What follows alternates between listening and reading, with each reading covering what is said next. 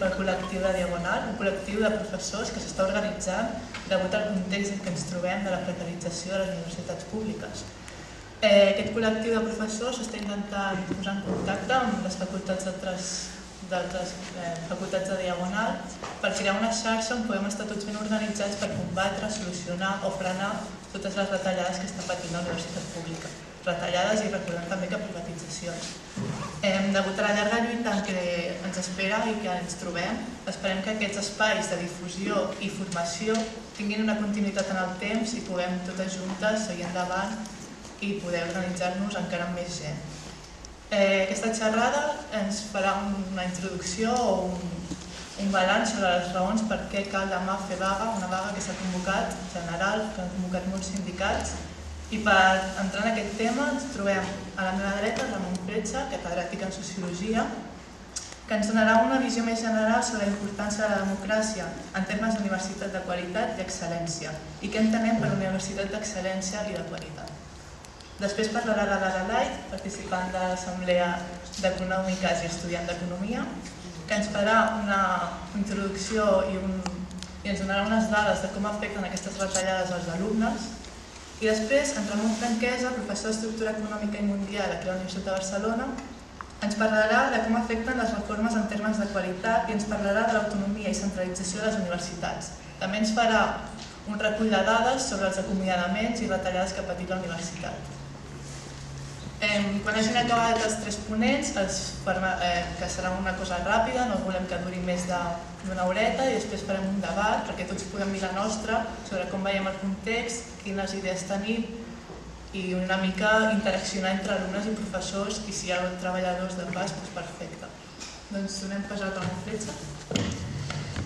Bé, dijous de la setmana passada es va presentar, la Generalitat va presentar bases d'un nou model universitari català i entre les coses que s'han dit i s'han publicat de la web de la Generalitat penja, per exemple, aquest punt. Diu: el Pla PRI Serra Hunter comptarà amb una direcció acadèmica que recaurà en una persona de reconegut prestigi. El director o directora acadèmica s'encarregarà de proposar, juntament amb les universitats, les comissions de selecció dels candidats a professor Serra Hunter i farà un seguiment anual del pla. Creiem que aquest punt mereix reflexió i debat perquè introdueix, obre la porta a una participació governamental en la selecció i promoció del professorat de cada universitat.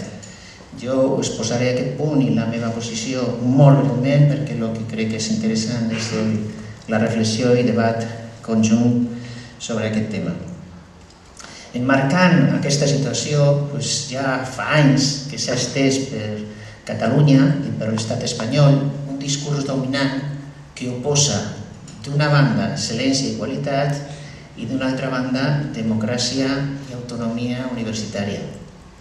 Aquest discurs dominant ha agafat molta força quan ja fa més de 10 anys la Unió Europea va declarar que les universitats europees no només no arribaven als nivells d'excel·lència de les universitats top nord-americanes, sinó que la distància entre ambdues s'anava ampliant.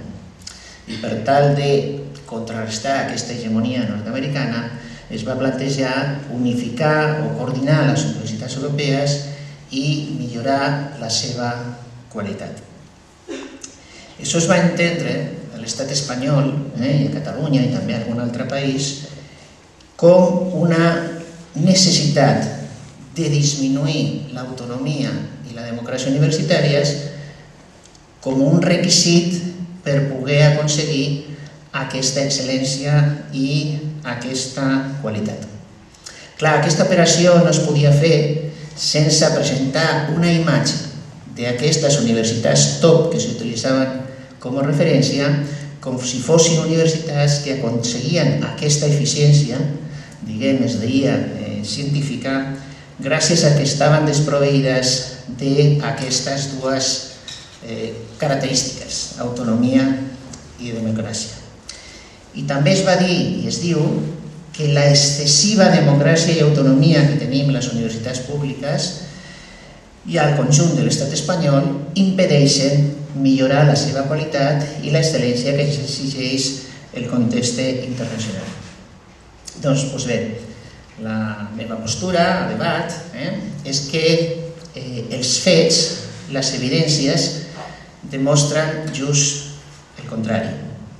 Si agafem dos exemples, per exemple, una universitat top privada, Harvard, una universitat top pública, Wisconsin, de Madison, i mirem com es fan allà els processos de selecció i promoció del professorat, veurem clarament que es fan des de més autonomia i més democràcia que la que tenim aquí.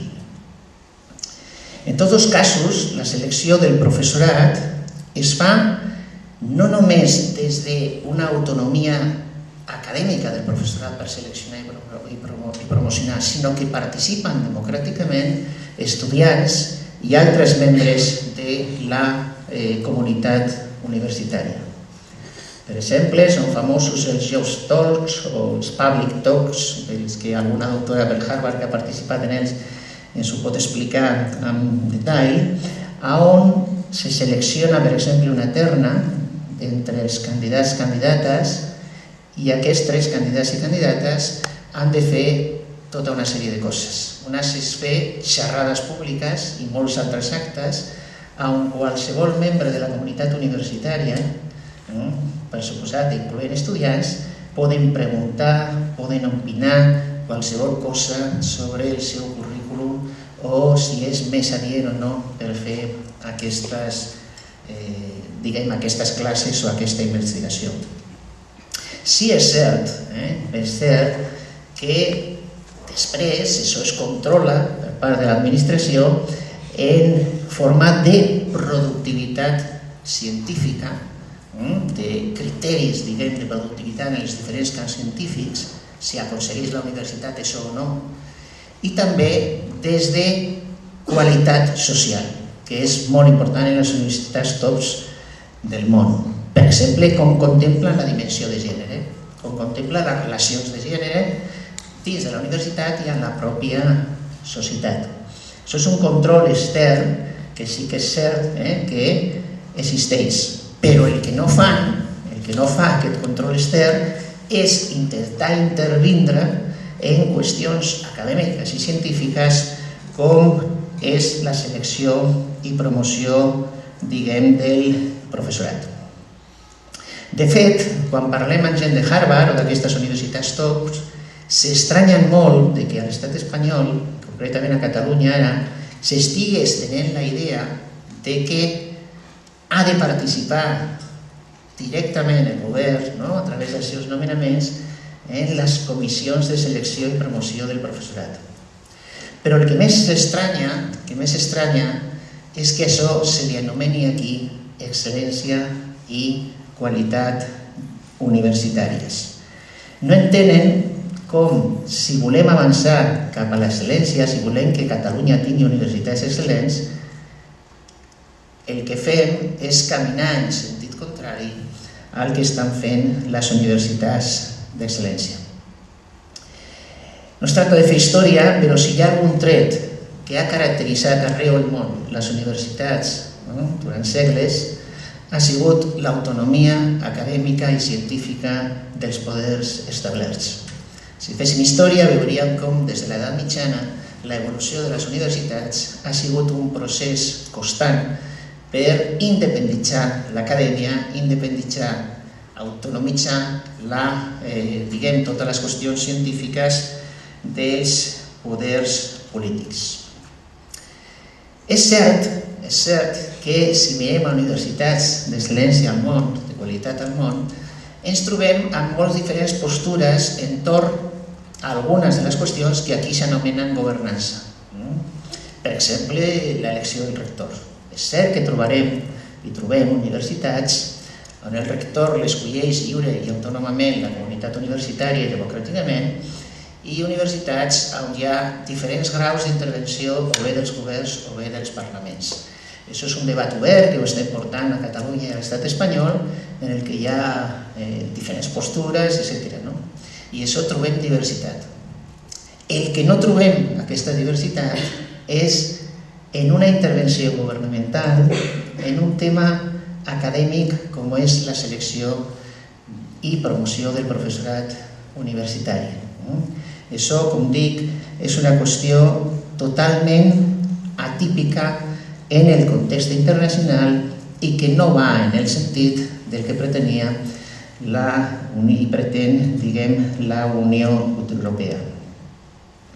Algú podria pensar que des d'uns governants o responsables excel·lents, que inclús hagin estat en la universitat i hagin demostrat de sobra internacionalment la seva excel·lència, podrien suplir i podrien escollir gent realment de qualitat que a lo millor pensen que les universitats no estan escollint per raons corporatives, per raons el que sigui. Però fins i tot, en el cas de que algú pensés això, al cap d'uns mesos, al cap d'uns anys, podrien venir altres responsables i altres governs i, des de luego, la intervenció governamental, si s'intenta evitar, entre altres moltes coses, és que podria als responsables universitaris resultar-les difícil no confondre el que és qualitat científica internacional el que és tenir una ideologia o una pertinença a un partit similar a la dels responsables que decideixen, aquestes coses. Sembla, doncs, clar, plantejo a debat, que per avançar cap a una major qualitat i excel·lència de les nostres universitats, el que hem de fer no és limitar l'autonomia i la democràcia, sinó, per al contrari, aprofundir en l'autonomia i en la democràcia universitàries. El professorat que volem que Catalunya tingui universitats de qualitat, perquè la població catalana s'ho mereix, volem també que tinguin autonomia i democràcia. I amb això acabo, perquè totes dues coses no són oposades, sinó que en el context internacional són coses complementàries. Res més.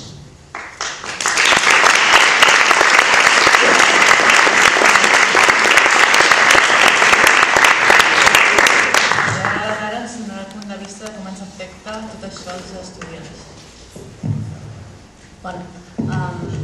Des de l'assemblea d'aquí a la facultat es va preparar aquesta presentació a PowerPoint amb algunes dades econòmiques sobre les retallades i dins del possible també específiques aquí a la UB.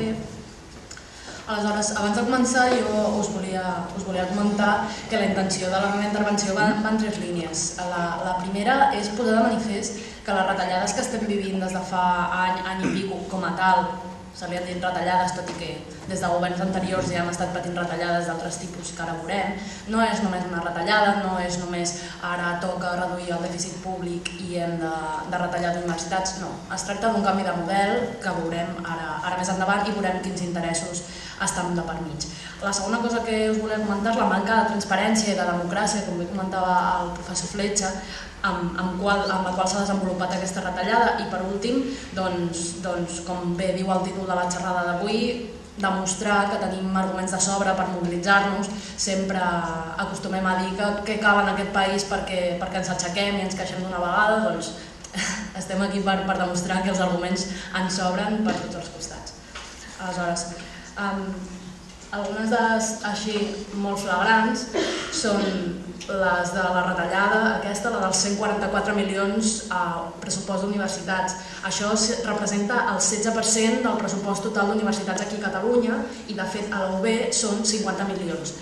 Una dada que aquí no està, perquè és de fa uns mesos, del recompte d'ingressos per matrícules d'aquest any, la pujada de taxes, que ara més endavant veurem, ha comportat un augment d'ingressos a la UB de 60 milions que va tenir l'any passat a més de 80 milions. És a dir, amb la pujada de taxes s'han ingressat més de 20 milions aquest any, el qual és la meitat de la retallada. Aleshores, si vosaltres penseu que la Generalitat ha deixat de transferir 50 milions a la Universitat de Barcelona i la meitat d'aquesta retallada l'ha recuperat gràcies als diners dels estudiants, les estudiants i les seves famílies, no em digueu que això no és un canvi de model. sí o no? Estem parlant d'una universitat pública al servei de la societat, amb la qual està pagada mitjançant un suposat sistema progressiu d'impostos, doncs no. Ara, com a la sanitat, estem en repagament mitjançant taxes universitàries que, com bé sabeu, no és repagament, sinó que és copagament, sinó que és repagament, és pagar 2 vegades pel mateix. Aleshores, hem marcat 4 conseqüències de les retallades. Com bé sabeu, entre d'altres coses, als estudiants ens ha afectat molt el fet que la biblioteca empresarial s'hagi tancat, o una altra qüestió ha estat el tancament de la secretaria d'aquest edifici i s'ha traslladat allà. En personal, suposo que les comentarà ara el professor Franquesa, sí que tenim algunes dades d'acomiadaments. La UB s'ha afanyat a desmentir un comunicat a la plataforma unitària en dir que no és veritat, que aquests 600 i pico acomiadaments que havia denunciat la plataforma eren mentida. La veritat és que, com que ja està havent una manca de transparència bastant gran per part de la Universitat de Barcelona, el que sí que es pot afirmar sense cap tipus de por és que molts contractes que vencen d'aquí poc o han vençut de cara al desembre, doncs senzillament no s'han renovat, i la Universitat de Barcelona, crec recordar pel seu comunicat, deia alguna cosa com persones que han decidit optar per altres opcions laborals més satisfactòries. Aleshores, aquí és el que ens interessa a nivell dels estudiants. Podríem pensar, des d'un punt de vista corporatiu dels estudiants, a mi què més me da que a mi professor le bajen el sueldo. Doncs sí que t'importa que li baixin el sou. Us comentaré una anècdota d'un professor meu del quadrimestre passat, el nom no el diré, que va dir a la presentació de classe allà al setembre una frase de l'estil: heu de fer un treball en grup perquè m'obliguen a fer treballs i no corregiré 150 treballs, aleshores feu grups de 10 i així m'estalvio uns quants. Aleshores, coses com aquestes que t'estan provocant i t'estan incidint a la teva manera de treballar, a la teva manera d'avaluar, a la teva manera d'estudiar, és evident que sí que ens estan afectant com a estudiantats. La massificació d'aules, la supressió d'optatives i, en definitiva, qüestions com aquestes. Ara anem a l'encariment de la vida estudiantil. Més endavant parlarem sobre les taxes en concret, però sí que m'agradaria dir-vos una dada. A Catalunya i a Espanya en general, però especialment Catalunya sense cap mena de dubte en els últims anys, les taxes universitàries han estat pujant per sobre de l'índex de preu al consum, de l'IPC, amb la qual cosa, al igual que el tema dels 50 i els 20 milions de matrícules, ens estem plantejant que cada cop, cada any, és més car per un estudiant o per la seva família accedir a l'educació superior. Si una taxa universitària puja un 6% anual i un IPC puja un 2% anual, significa que a la llarga, al cap d'uns anys, tindràs un 20% per sobre de l'IPC que s'encarrega la vida estudiantil. Una altra cosa molt interessant, que l'estàvem comentant, teniu alguna pancarta penjada per aquí a la facultat, són petites taxes que mica en mica les van apujant. Serveis de suport a l'aprenentatge, que és poc més que el campus virtual i manteniment de biblioteques. Si observeu la vostra matrícula de l'any passat, estava en uns 14 euros, 13-14 euros. Aquest any, per art de màgia, suposo que hauran augmentat moltíssim el personal que es dedica a conservar el campus virtual, el personal de biblioteques i, en definitiva, la inversió per a aquests serveis de suport a l'aprenentatge, doncs ha pujat de 14 a ni menys ni menys que 70 euros. Una pujada de 50 euros fantàstica que hem notat en les poquíssimes vegades que ha caigut el campus virtual aquest curs, que en definitiva el servei ha millorat moltíssim. Comentàvem perspectives per l'any vinent, el que es comentava de la manca de transferència. A diferència d'altres universitats, com ara l'Autònoma, no hi ha hagut cap document ni cap intenció per part de la contractural ni del Consell de Govern per transferir cap a la comunitat universitària dades sobre la retallada aquí a la Universitat de Barcelona. Una altra cosa que us volia comentar és el fet de com s'ha aplicat la retallada a les universitats catalanes. La Generalitat senzillament ha deixat de transferir una part dels pressupostos a les universitats, és a dir, Universitat de Barcelona tens un pressupost de 1.000 milions, doncs milions ni de conya, de 1.000 i ara et dono 800. Senzillament, tu, Universitat de Barcelona, encarrega't de fer el que vulguis per reduir aquestes despeses. Acomiada tu els teus treballadors, redueix tu els teus serveis de llengües, els teus serveis de fotocòpies, els teus serveis de neteja, agrupa tu les classes massificant-les. En definitiva, encarrega't tu i sigues tu la responsable i la que rebis al final les queixes de tothom.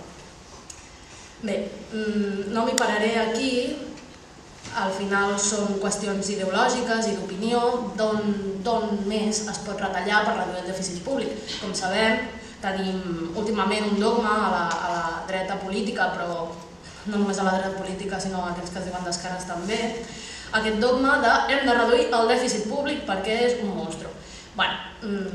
Us deia abans que la retallada de la universitat ha estat de 144 milions. Mireu aquestes dades.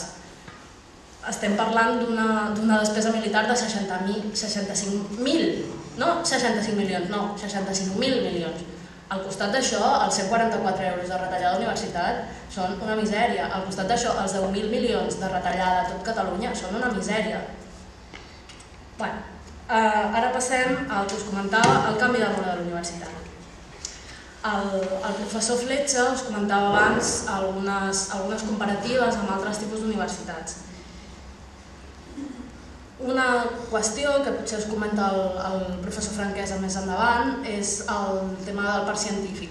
Estem trobant que no només estem establint des de les universitats relacions amb empreses sota alguns arguments com ara que podreu fer pràctiques estudiants i de seguida us inserireu al mercat laboral, o mira que bé que tindrem empreses aquí pagant lloguers per les nostres instal·lacions, però la realitat davant d'això, amb dades a la mà, és que fins i tot les transferències econòmiques s'estan portant a terme de manera inversa, és a dir, que al final és l'UB la que està donant diners a aquest sector privat mitjançant lloguers irrisoris, etc.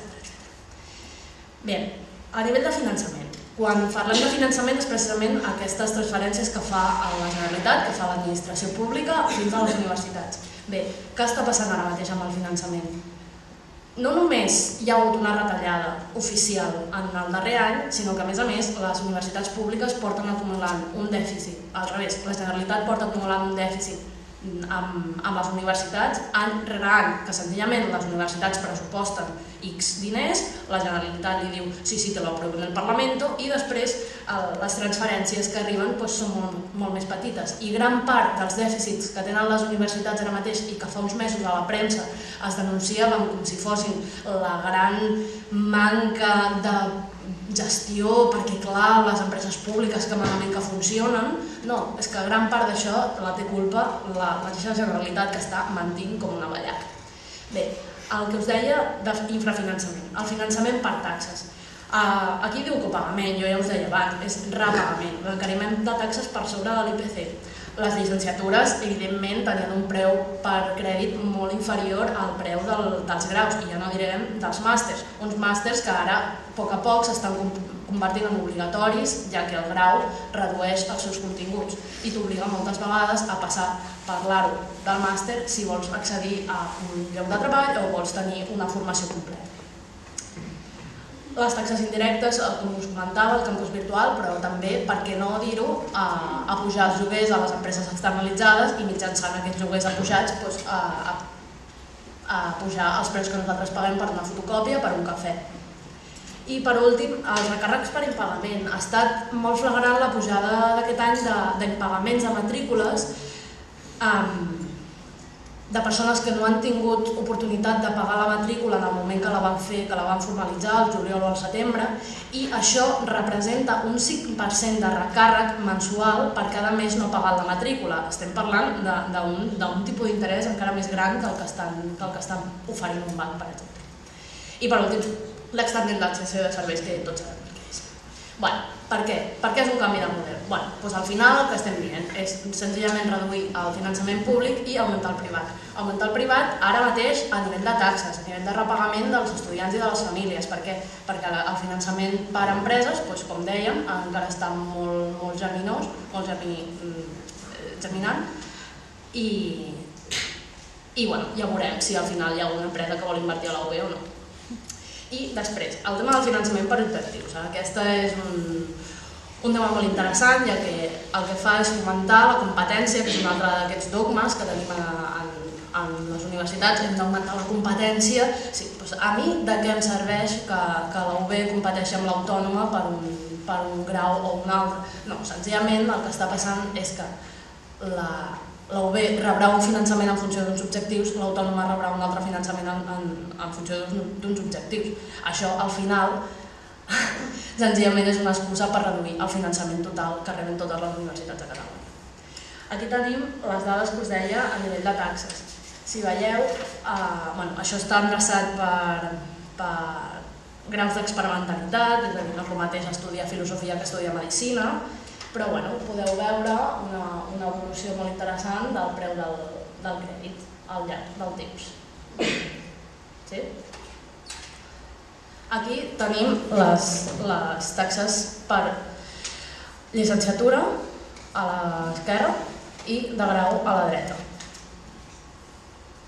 Com podeu observar, si més no, potser a nivell de carrera és una diferència relativament petita, any per any sí que és interessant. Però ara bé, el que més m'interessa és una cosa que veurem a grau.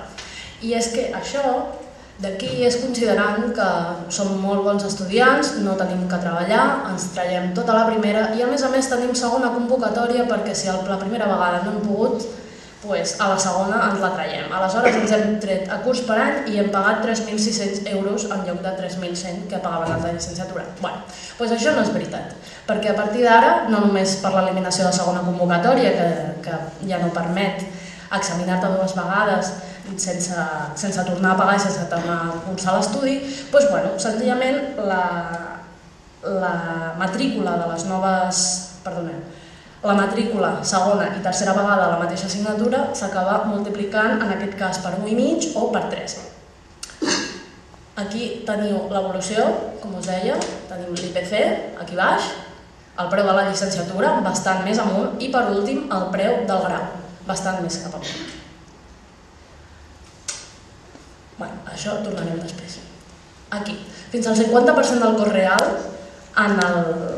en la segona matriculació i el 100% en tercera matriculació, en tercera repetició. Estem parlant de 600 euros, és a dir, jo ara repeteixo una assignatura i passo de pagar els 900 euros que pagava l'any passat, sinó que tinc els 900 que tenia l'any passat més 600, 1.000 i pico, se m'ha doblat la matrícula només per haver de repetir una assignatura.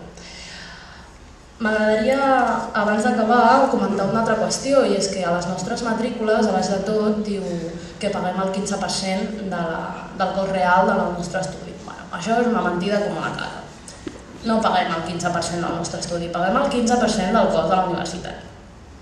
Si paguéssim el cost del nostre estudi, estem pagant un 40% o així del cost del nostre estudi, perquè quan es fa aquest càlcul integra no només els costos del nostre estudi, és a dir, la part proporcional de l'electricitat de l'aula, del professor, etc., sinó que també està integrant els costos per investigació d'aquesta universitat. Aleshores, potser pagar el 40% dels teus estudis no acabem de poder dir-li educació pública.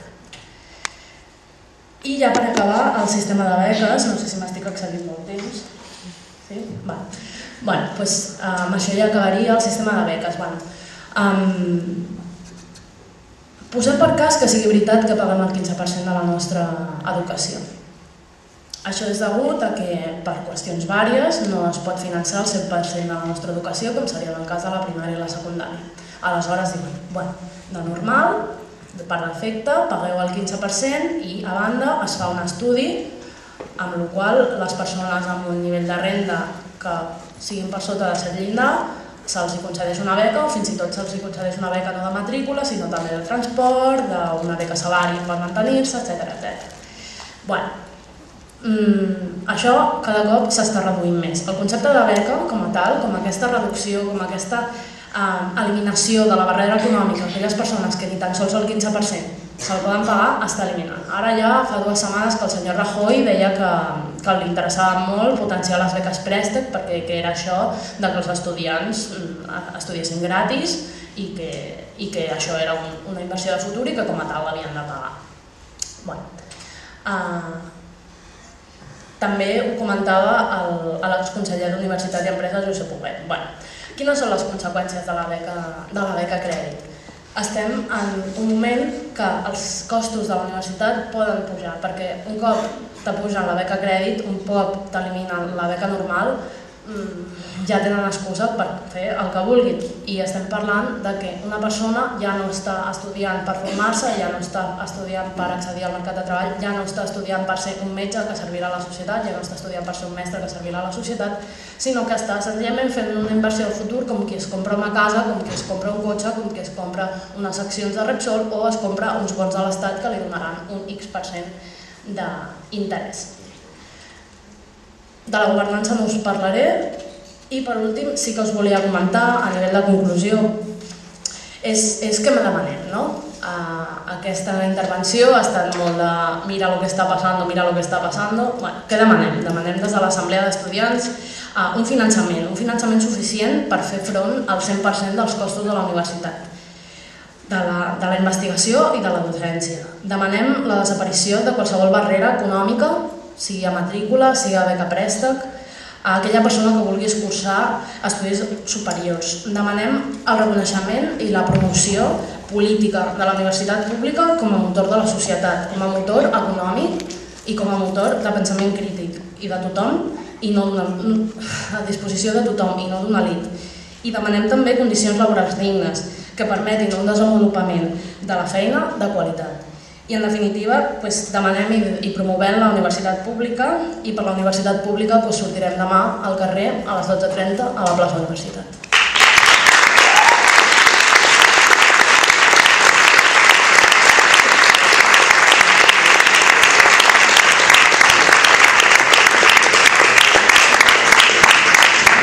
Ara parlarà el professor Franquesa. Hauria de parlar de moltes coses, tenim poc temps i intentaré ser sintètic. La primera qüestió que cal abordar és, i des del professorat en diagonal, el que ens plantejàvem, era desmitificar falsetats que a força de repetir-se pretenen prendre carta de verosimilitud. En realitat el problema que tenim és un problema que ja ve de fa molts anys.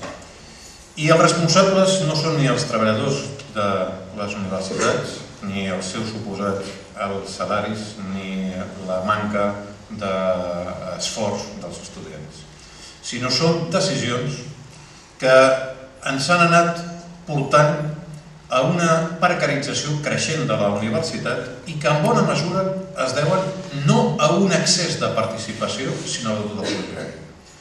I vull reclamar l'atenció sobre algunes de les qüestions. Hem tingut un procés de Bolònia que en lloc d'acostar-nos a Europa ha imposat un sistema de graus i màsters totalment diferent a la resta de la Unió Europea, en què els graus tenen 4 anys i es pot pensar, això és una tonteria.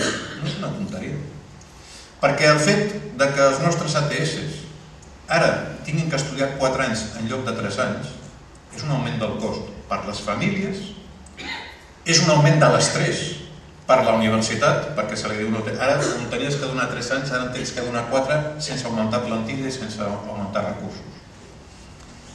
I és una cosa que s'ha fet d'esquenes a la comunitat universitària i a la societat, perquè enlloc ens havien demanat que forméssim sanitaris en un any més. Al contrari, els nostres sanitaris troben feina a l'estat espanyol i a la resta de la Unió Europea i fora de la Unió Europea, els que tenim 3 anys. Decisions com aquestes, decisions com anar retallant sistemàticament l'aportació de l'Estat a la recerca a les universitats, i on anaven aquests diners abans de les retallades? Anaven a les empreses, perquè després les empreses subcontractessin a les universitats. Hi ha algunes dades manifestes sobre aquesta qüestió que penjarem en el blog de professorat en diagonal. És a dir, els diners amb els quals les empreses ens deien que invertien a la universitat són diners que les empreses han agafat de l'Estat o de la Unió Europea.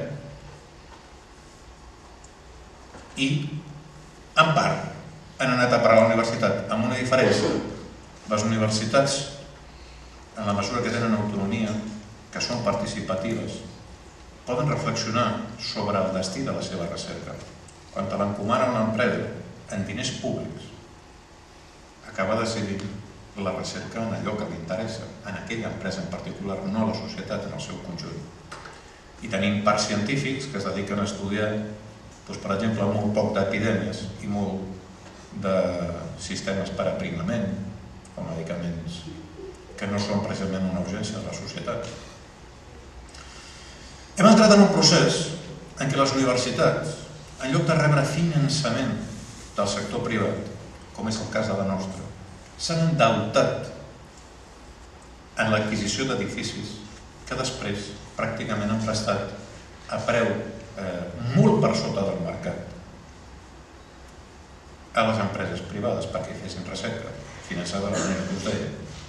La universitat participa en terrenys, en recursos materials, en recursos humans, a la realització de recerca que té al final un interès privat perquè està deixant de ser pública. Aquest procés, aquest desgavell, tenia un origen anterior a l'actual, com també el desgavell que representa, en el cas de les universitats de Catalunya, la duplicitat de facultats, la duplicitat d'estudis de baixa demanda, són producte d'estimular una irracional competència entre universitats i renunciant a fer política universitària, que entre altres coses vol dir fer un mapa de les necessitats d'ensenyament superior de Catalunya. I això ha implicat que tinguem diverses facultats de geologia, d'algú que té molt poca demanda, duplicant aparells, personal, i que després resulti que el finançament sigui un finançament difícil d'assumir, però que no té un origen en les despeses laborals, sinó que és una conseqüència, en primer lloc, de mala gestió pública a nivell de les autoritats públiques i de poca participació de la comunitat universitària, que s'enterava quan ja estaven fets els edificis i encomanats que la universitat tenia que endeutar-se en l'adquisició de determinats parcs immobiliaris i que en realitat al final resulta que clar, qui acabaven beneficiant eren a les constructores que havien fet aquells edificis, els bancs que havien prestat els diners i que tenien un pagador segur, perquè és un pagador que es nodreix de recursos públics. Es fa una reforma pedagògica sense recursos i la conseqüència és que una universitat pobra, perquè la universitat espanyola era pobra, per molt que ens creguem que érem un país desenvolupat, si mirem el que és la inversió pública en ensenyament superior, estàvem a la cua de la Unió Europea i a la cua del món. Si ens comentem, mirem així per sobre de l'ombro altres països com els xinesos. Xina dedica més recursos en percentatge del PIB a l'ensenyament superior que Espanya i és un país subdesenvolupat des de la nostra perspectiva eurocentrista. Bé, amb un procés d'aquest tipus es fa una reforma pedagògica que altera una universitat massificada, una universitat que es basava en les classes magistrals, etc., en un model d'universitat a la qual no té mitjans per cobrir. I quin és el resultat? El resultat és que un model pobre però coherent desemboca en un model que pretén ser de país ric però que és incoherent i que acaba generant un veritable desastre pedagògic de nivell acadèmic i de nivell de sortida dels propis estudiants a la vegada que augmenta l'estrès en el professorat. Un professorat que estava sotmès a estrès. Es diu que la societat espanyola vivia a crèdit abans de la crisi. També el professorat universitari. Vivia a crèdit de promeses que no realitzaven, d'unes expectatives que amagaven unes condicions laborals inacceptables, de precarietat, de baixos ingressos, a compte d'una suposada nova carrera acadèmica que algun dia es desenvoluparia i que la resultant la tenim ara i avui amb les retallades. I quin és aquest resultat? Doncs el fet que tinguem sobre la taula més de 1.000 acomiadaments a les universitats de Catalunya. A l'Autònoma s'han deixat de renovar entre 200 i 300 associats, lectors i ajudants. A la Pompeu Fabra no s'han renovat 266 associats. A l'UB, de moment, tenim 181 en aquesta situació, i a la Politècnica es parla de que 300 contractes no es renovaran. Aquesta és la modernització que es pretén de la universitat. Quan alguns en els seus discursos plantegen que han entès això d'aquesta crisi i que cal sortir de l'economia del turisme i el totxo i anar a una economia d'innovació productiva, una economia de la recerca, de la modernitat.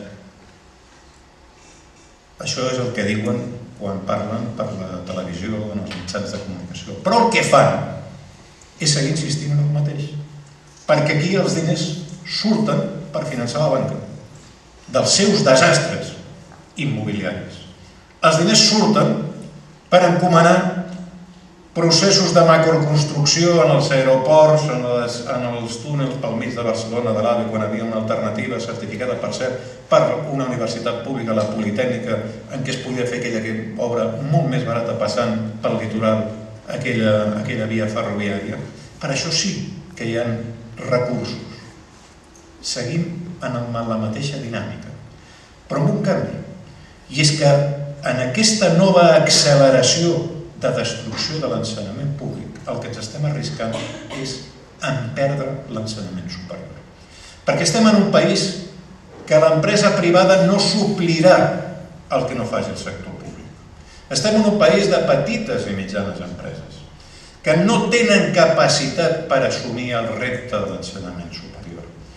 No hi ha alternativa en la universitat privada. Pot haver-hi potser negoci amb subvencions privilegiades a algunes universitats i centres privats, però no hi ha alternativa com a país i com a societat. El que anem dirigits amb l'ensorrament, amb el desmuntatge controlat més o menys, o descontrolat, perquè de cop retallar un 16% és bastant dinamitar descontroladament la situació, el que anem és una societat sense ensenyament superior, a una societat tercermundista, en què com a molt el que tindrem seran subseus de grans multinacionals de l'educació, o la gent que tindrà, en tot cas, que anar a estudiar a altres indrets. En uns sistemes d'ensenyament superiors que cada vegada es precaritzen més, que cada vegada ofereixen pitjors expectatives, i també vull accentuar en aquesta precarització també hi ha un altre element, que és la precarització de gènere, les retallades que s'estan fent.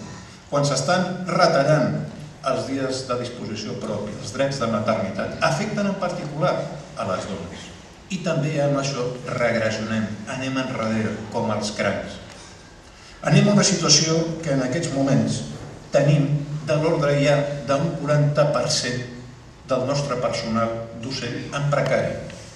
Ens acostem a la situació dels anys 70, que en aquell moment el moviment de professors no numeraris va ser capaç de revertir i reconvertir i modernitzar la universitat espanyola.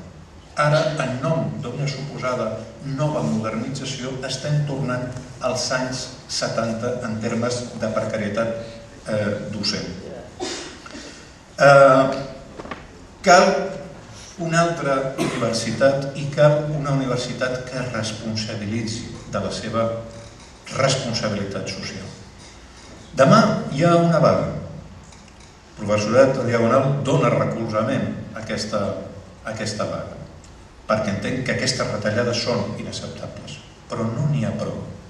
És necessària una mobilització permanent, constant, una major participació en els afers públics de les universitats per part de tota la comunitat universitària. Hem de controlar de manera extremadament seriosa tots els pressupostos, des dels de la nostra pròpia universitat, els de les facultats i els que té la responsabilitat del Parlament de Catalunya. Ja s'ha dit aquí, s'està portant a les universitats en un carreró sense sortida. El Parlament sobirà aprova els pressupostos i després el govern, senzillament, com un mal pagador, com una empresa que utilitza mals procediments, senzillament no cursa ni tan sols els diners que han estat aprovats en els pressupostos públics. cal que la comunitat universitària entengui que el seu futur com a persones que treballem a la universitat, que estudiem a la universitat i que esperem que el títol que ens dona ens serveixi d'alguna cosa. Que no sigui merament un tros de paper que amagui al darrere una formació docent cada vegada de pitjor qualitat. Però també per la societat catalana, perquè no hi ha futur sostenible en el nostre país de progrés sense millorar l'educació superior, sense que més persones accedeixin a l'educació superior. I des d'aquesta perspectiva cal que ens impliquem de manera constant, no només en el dia de vaga, encara que el dia de vaga és important, però de manera constant i permanent en la gestió d'una qüestió que ens concerneix a tots, i en particular a la gent que estem a la universitat. Com és que davant d'aquest nou repte que ens generen aquests temps, la universitat sigui capaç de fer alçar la seva veu, de saber transmetre les seves dificultats al conjunt de la societat i de saber contribuir a sortir d'una manera positiva al carreró sense sortida que els grans poders financers i governs irresponsables estan situant-nos en el conjunt de la societat.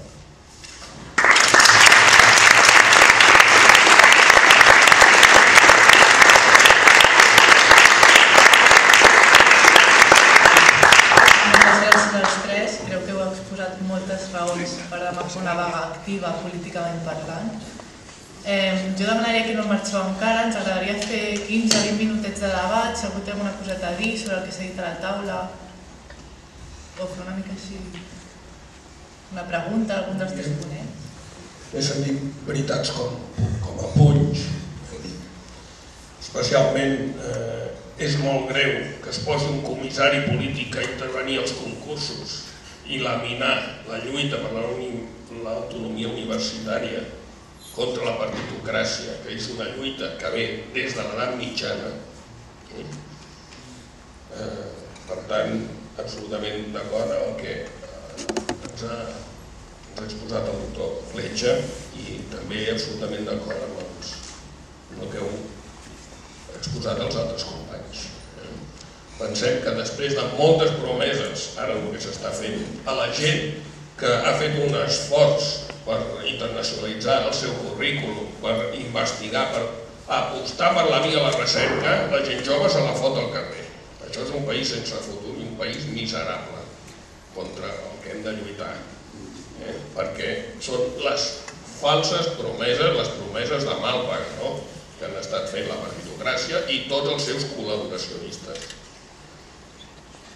I a més de l'element general de la Universitat Catalana, també m'agradaria insistir en un tema que a mi em preocupa, afegint a tots aquests que el representant dels estudiants n'han parlat. Aquí s'ha tancat una biblioteca i, segons estimacions, s'han tirat 5.000 volums, eines de treball que estaven a disposició de tots, eines públiques que s'han fet desaparèixer, que gent com Manuel Sacristán, com Ernest Lluch i com Fabià Estapé es remourien a la tumba si ho sapiguessin que els llibres que van fer comprar s'han estat tips. Referent al que ha comentat l'Ara, hi ha dues idees que m'han agradat molt. En primer lloc, considerar que la carrera és més que una inversió econòmica, que els estudis tenen una responsabilitat social i en aquest sentit jo diria que la universitat ha de ser també capaç de liderar un procés social on deixem de mirar-nos una mica al malit, que em fa l'efecte que és interessant poder, o és interessant, és necessari seguir mantenint aquests criteris d'autonomia, més que res per poder tenir una universitat una mica amb un bon estat de salut, però també hem de ser capaços, diria jo, de recuperar una mica la idea del conflicte de classes que cada vegada veiem que és una cosa més actual. Sobretot en el moment, i aquí potser afecta més directament a l'estudiantat, on es demostra clarament que la classe mitjana ha estat un fracàs absolut, on les xarxes de suport social i familiar que sustentaven la primera fallida econòmica d'aquestes classes estan caient i per tant tenim una precarització que ja s'està donant i que en poc temps demostra que l'ascensor social no només està pujada i per tant tenim una precarització social de l'estudiantat i que jo diria, ni que sigui per corporativisme perquè ens afecta, la universitat ha de ser capaç de liderar i de posar-se una altra vegada al costat de la classe obrera. Jo m'imagino que hi ha hagut molts professors aquí que ho han viscut directament, que estudiar el moviment obrer, estudiar la classe obrera, estudiar el conflicte social no és rentable econòmicament, no centra interès, no és rentable, diguéssim, no val la pena apostar-hi diners i per tant no tira endavant. Jo diria que hem de ser capaços de poder liderar això. El professor Franquesa comentava que als anys 70 el professorat va ser capaç de modernitzar la universitat i que estem tornant en aquest sentit. Ja no és només una precarització laboral, sinó la importància simbòlica de la universitat a la societat. Jo diria que la importància s'ha de recuperar en una línia de discurs social favorable als últims que cada vegada són menys. Parlant de control pressupostari, llenço la proposta, no sé si ja està treballat o hi ha alguna demanda de poder fer pressupostos participatius i oberts a la Universitat de Barcelona, no sé si aquesta idea s'ha treballat o si ja està. Parlo una mica des de la retaguarda, perquè jo soc un d'aquests estudiants que soc mal estudiant i que ha de pagar molts recàrrecs. Però soc mal estudiant també perquè des de fa molts anys he hagut de treballar i perquè he fet l'aposta personal de voler-me independitzar. Llavors us asseguro que això no em resulta fàcil ni barat. I parlant de recàrrecs, doncs dir que això, o almenys a mi en el meu cas, dinamita qualsevol economia petita, però que són uns recàrrecs molt importants a pagar. Llavors també he de dir aquestes apostes personals que penso que, tinc la seguretat que no soc l'únic que ha fet aquesta aposta i que penso que això és necessari també per la salut de l'estudiantat i això no sé ben bé com, però això també ho hauríem d'incentivar i de reforçar. Primer de tot jo volia felicitar a tots els ponents, especialment a la nostra companya Lara, que crec que ha dit moltes coses en molt poc temps i també fer la feina d'estar allà, perquè crec que des de l'assemblea ho hem de valorar i a més ho he fet molt bé. Volia dir, toca a mi fer la part publicitària, ja s'ha dit que a les 12:30 demà és la manifestació a plaça Universitat, però jo volia dir dues coses. La primera és que avui els estudiants de l'assemblea ocupem la facultat. Ocupar no vol dir fer el punqui, sinó que també, però vol dir quedar-nos per fer feina, és a dir, realment per treballar per una universitat pública de qualitat. És a dir, m'ha quedat aquí a dormir per treballar, per organitzar-nos i per això preparar un dia de vaga ben fet. I que demà quedem a les 10:30 a Palau Reial, hem quedat amb totes les assemblees a les 10 a Palau Reial, hem quedat amb totes les assemblees del voltant, del campus Diagonal i baixarem en bloc fins a plaça Universitat. Aquesta manifestació ja es va fer en la passada vaga i la veritat és que va anar molt bé anar en bloc perquè ens evidencia, perquè mostra que en campus Diagonal hi ha un grup de gent que lluita per una universitat pública i estaria molt bé que aquesta vegada vingueren professors i professores. Així que us convocaria a tots a les 10:30 demà, a les 10 demà a Palau Reial. I simplement ja he felicitat, que és el que més m'agrada fer. També dir que estic molt d'acord amb el company que acaba de parlar. És molt difícil estudiar i independitzar-se, cada vegada i sobretot ja no sols és molt difícil estudiar i independitzar-se, sinó que és difícil fer front a una carrera, més quan aquesta carrera està buida de crítica, buida de qualsevol contingut que et faci entendre el món en què vivim. Aquest aspecte és prou complicat, tot bé, ja està. I ja està, molt bé. L'última cosa és que en la passada assemblea es va parlar amb alguns professors de fer una assemblea conjunta. Es va dir que el dia 7 de març, és a dir, d'aquí una setmana, dia 7 de març es faria a les 2 una reunió estudiants i professors. I espero que a la Torre 4 a les 2. Espero que no se'ls oblidi això als professors i les professores, perquè jo crec que aquest tipus d'espais són els oportuns. Mentre l'azafata porta el micro, volia comentar dues coses. Primera, que la Marina ha comentat assemblea amb professorat i estudiantat. Si hi ha algun membre o alguna membre del PAS per aquí, que se manifieste i vingui també perquè comptem amb ells i l'ajuda és conjunta. La segona cosa és estic molt d'acord amb la intervenció que ha fet el company també, i hi ha hagut una interpel·lació, hi ha hagut una pregunta si hi havia alguna possibilitat de fer pressupostos participatius. No, però no només això, sinó que per aportar una dada. Ara per ara els pressupostos de la universitat, des de l'última llei orgànica de la universitat, llei orgànica que modifica la llei orgànica de la universitat, la de 2007, la de Zapatero, els pressupostos de la universitat s'aproven en el Consell Social, que és un òrgan de la universitat en el qual la fiscalització de les seves decisions i la participació és pràcticament inaccessible. No donaré més dades. Hola, en primer lloc m'agradaria saber que estic d'acord amb tots tres, vull dir, crec que han fet una molt bona recerca, felicitar-vos en aquest aspecte. M'agradaria fer alguns apunts, en primer lloc, el professor que em queda a l'esquerra. Sí que és veritat que l'acció del professorat no sé com va, vull dir, no estic informat sobre el tema, però crec que més que a la universitat es tindria que plantejar una mica a nivell de l'institut, perquè molts dels meus professors, com per exemple de matemàtiques o de qualsevol altra assignatura, donen per fet que venim tots d'un batxillerat, que per exemple venim d'un cicle formatiu de grau superior. I aquest crec que és una cosa a tenir en compte, el nivell que tens i d'on vens, perquè per exemple porto sense tocar un llibre de matemàtiques 4 anys i a mi ara m'estan fent fer unes matemàtiques que ja se suposa donades de primer de batxillerat o de segon de batxillerat. Aquest crec que és un dels punts a tenir en compte a l'hora de fer l'educació més ràpida. En segon lloc, m'agradaria dir-li a la noia del Consell fer un petit matís. Els fons destinats als militars, segons tinc entesos, són un dels tercers exportadors d'armes militars a Amèrica.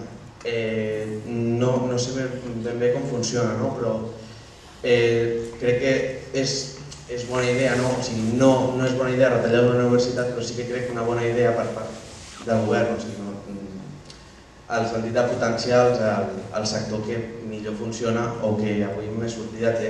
O sigui, no dic que s'hagi de retallar la universitat, potser s'hauria de retallar d'altres sectors. I, com a últim...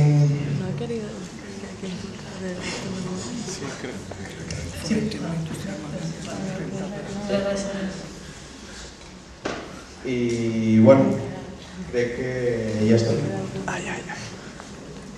És que no s'havia entès gaire bé el que has dit al final i per això he hagut aquest enrenom, però... No, que jo tinc entès que som, com a país exportador, el tercer país més gran que exporta armes, això no crec que això és als Estats Units, que de fet són un dels millors, dels que més n'en venen. Tenen una mortalitat de 11 milions i pico a l'any per armes de foc. Bé, començant per això últim, perquè és un comentari força interessant.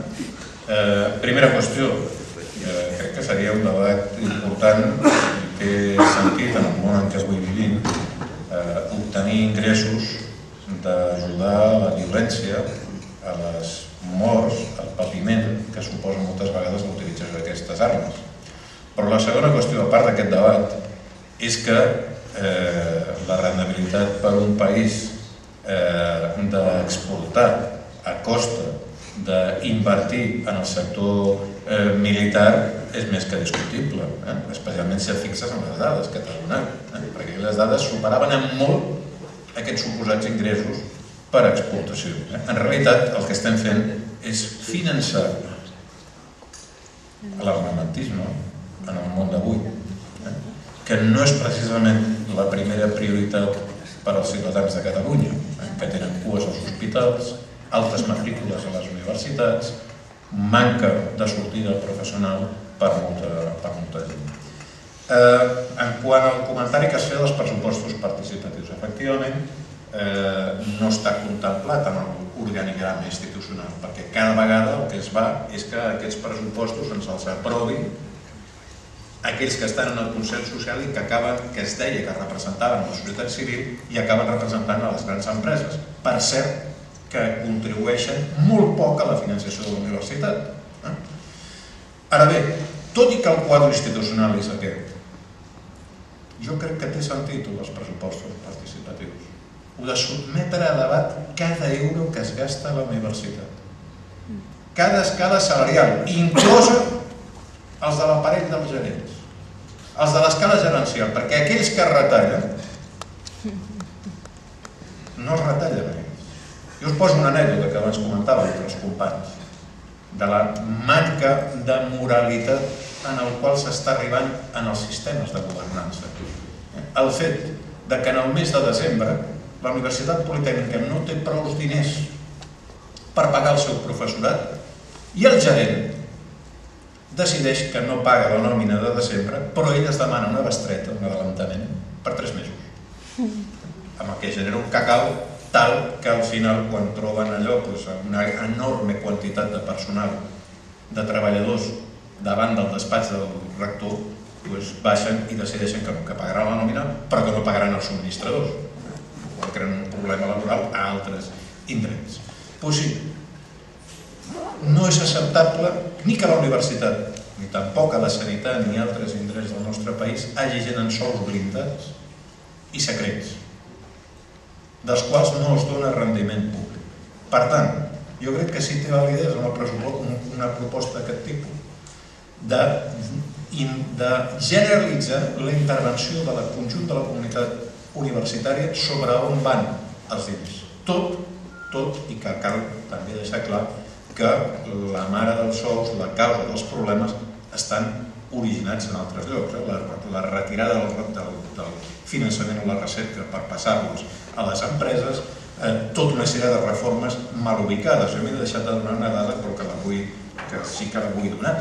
I és que a darrere de tota aquesta història de Bolònia, en què havia d'augmentar tant la qualitat, en què es feien totes aquestes reformes, en què la resultant, si mesurem les coses tal com els agrada a algunes persones que tant prediquen l'eficiència, si mesurem la resultant és que en l'Academic Ranking of the World Universities la Universitat de Barcelona ha passat d'estar en el 2008 en el 172, està en el 172 en el rànquing d'universitats mundials, està actualment en la 242.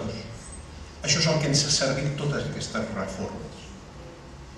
Evidentment, en un altre món, si hi hagués racionalitat, quan de cop baixes 100 llocs en la qualificació, quan és molt difícil avançar 2 o 3 llocs en aquest rànquing d'universitats mundials, d'entrada es tornaria el que hi havia abans. I a darrere s'exigirien responsabilitats a les autoritats internes i públiques que ens han portat en aquest carreró sense sortida. I és en aquest sentit que hem de ser tots plegats conscients d'aquesta qüestió i ens hem d'implicar més en la participació. Hem d'entrar en una nova fase d'autoresponsabilitat com a comunitat universitària. Part de les culpes venen de l'exterior, de gent que ha planificat això molt detalladament, com anaven a desmuntar o com anaven a utilitzar els recursos de l'ensenyament públic per a les seves finalitats, però també hi ha una part de responsabilitat pròpia, de manca de participació, de manca d'implicació i de manca d'exigència de tots plegats en una qüestió que ens hi va al futur, nostre i de la societat. Sí, en relació amb la relació secundària-universitat hi ha la qüestió de la gent que treballa, recollint el que ja ha dit el professor Franquesa, el Bolònia espanyol, que no té res que veure amb el Bolònia, la docència universitària, per exemple, el que ha fet és dificultar més a la gent que treballa el seguir els estudis universitaris i està augmentant la selecció classista una mica de... Però és un Bolònia espanyol, o sigui, el que aquí es diu per qualitat de docència universitària i es fan cursos, és just el contrari amb el que fan a Cambridge, allí no programen per competències, diguem, i tot això és un invent, no? O sigui que totalment d'acord en superar això. En relació a la gent que treballa i estudia, volia dir dues coses, no? Una, ja per criteris democràtics i de justícia, que s'ha d'anar en sentit també contrari, s'ha de facilitar, diguem, que participin, no? Però després diré per propi interès, i això serà una mica de lío, per explicar-ho ràpid. En aquests moments als Estats Units hi ha un moviment que es diu Dreamers, somiadors, que és un moviment molt fort que ha sortit en relació de high schools amb universitats de la gent que no té accés a la universitat. Llavors són somiadors que volen arribar. Per exemple, la gent sense papers, per qüestions socials, la gent de tot això. I les universitats s'estan comprometent en aquest moviment i estan aconseguint que el curs passat per primera vegada molts participin. S'ha de veure també quin tipus de moviments s'han de fer aquí per la gent que no té entrada. Ara vaig a del propi interès. Recorre Europa la idea, cada vegada més forta, de que tots els recursos públics d'educació han d'anar al tram 018, perquè és on va tothom.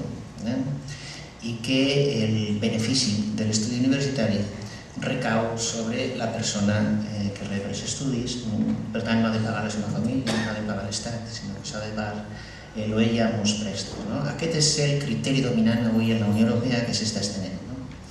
Llavors no és fàcil confrontar aquest tema i penso que ens ho hem de plantejar perquè ja està arribant aquí, està començant a arribar aquí. Llavors, una forma de lluita que, per exemple, contra això els finlandesos fan, penso que és molt interessant, és que la universitat s'ha d'obrir a tothom, que el tram per a tothom, l'obert, no ha de ser 018, sinó que ha de ser tothom, perquè si no, si ha de ser només una part, se dona arguments a la gent que diu i per què hem de treure finançament del tram 018 on va tothom per desviar-lo a la gent, diguem, privilegiada. Moltes gràcies. Ara per acabar, recordo que el 7 de maig hi ha una reunió entre professors i estudiants per tots aquells que vulgueu seguir l'organització de la lluita. A les 4, aquí a la facultat, hi ha una assemblea per organitzar-nos, o sigui, com ens quedem a dormir aquí, per organitzar que el dia de demà sigui una lluita activa. A les 10 hi ha una concentració per baixar en manifestació a Palau Reial per fer un blog universitari on es vegi la problemàtica que hi ha al campus Diagonal. A les 11 hi ha una assemblea oberta a l'edifici històric per començar, suposo, allà al centre a caldejar ambient i organitzar-se. I a les 12:30 hi ha convocada la manifestació a la plaça Universitat. A mi m'agradaria fer una crida que tothom sortís al carrer, perquè a part de tots els motius que han sortit a la taula per sortir al carrer, també ens hem de solidaritzar amb la gent apallissada, denunciada i detinguda per defensar els seus drets. I per tant crec que sortir al carrer també és un dret que hem de defensar. Moltes gràcies a tots per venir.